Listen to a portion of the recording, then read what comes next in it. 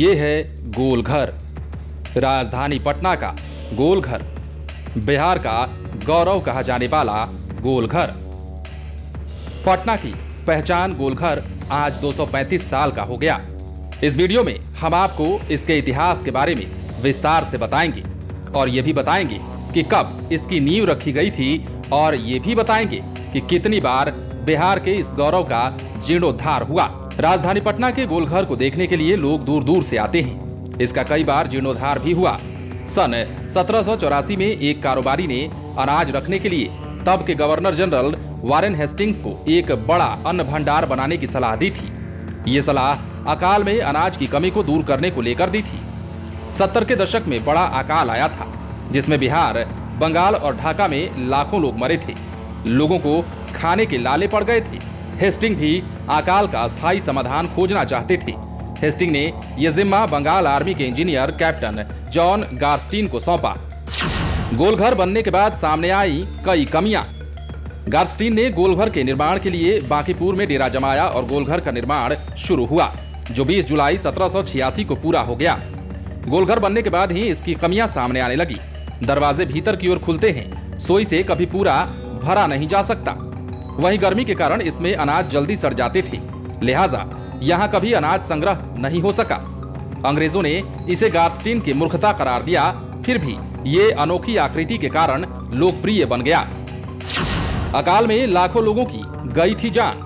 1764 में बक्सर का युद्ध जीतने के बाद पूरे बंगाल पर ईस्ट इंडिया कंपनी का शासन हो गया, लेकिन उन्हीं दिनों 1769 से 73 में बंगाल में भीषण अकाल पड़ा। भूख से जनता त्राहिमाम कर रही थी, लाखों लोगों की जानें चली गई थी। तब कंपनी के लिए शासन करना चुनौती सा बन गया। ऐसे में अनाज के संग्रह की जरूरत पड़ी। इसके बाद गवर्नर जनरल वारेन हेस्टिंग्स ने बंगाल में एक विशाल अन्न भंडारण बनाने को कहा था। इसके बाद पटना में गोलघर बनाने का निर्णय लिया गया, क्योंकि शहर गंगा से बिल्कुल सटा था। जलमार्ग से यहाँ पर अनाज की खेप आसानी से लाई जा सकती थी। साथ ही कंपनी के अफसरों के लिए ये क्षेत्र प्रभाव वाला था, क्योंकि भारत में उनका प्रवेश इसी रास्ते हुआ।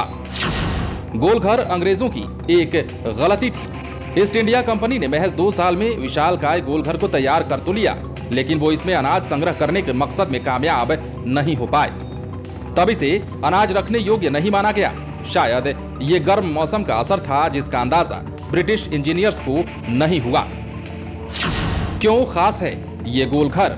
अंग्रेजी हुकूमत के दौरान तो गोलघर का कभी उपयोग नहीं हुआ, लेकिन जैसे ही दिल्ली के लिए इंडिया गेट है, मुंबई के लिए गेटवे ऑफ इंडिया है, आगरा के लिए ताजमहल है और हैदराबाद के लिए चार मीनार है, वैसे ही राजधानी पटना के लिए गोलघर है। बिहारियों की गोलघर से जुड़ी वो यादें हैं जो पीढ़ियों को जोड़ती हैं।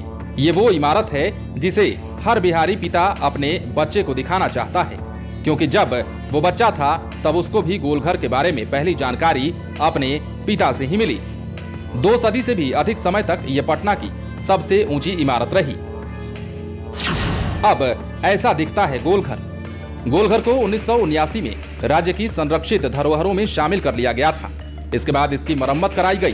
पहले गोलघर का रंग सफेद हुआ करता था, लेकिन बाद में दीवार की मरम्मत के बाद इसे गेरुआ कर दिया गया।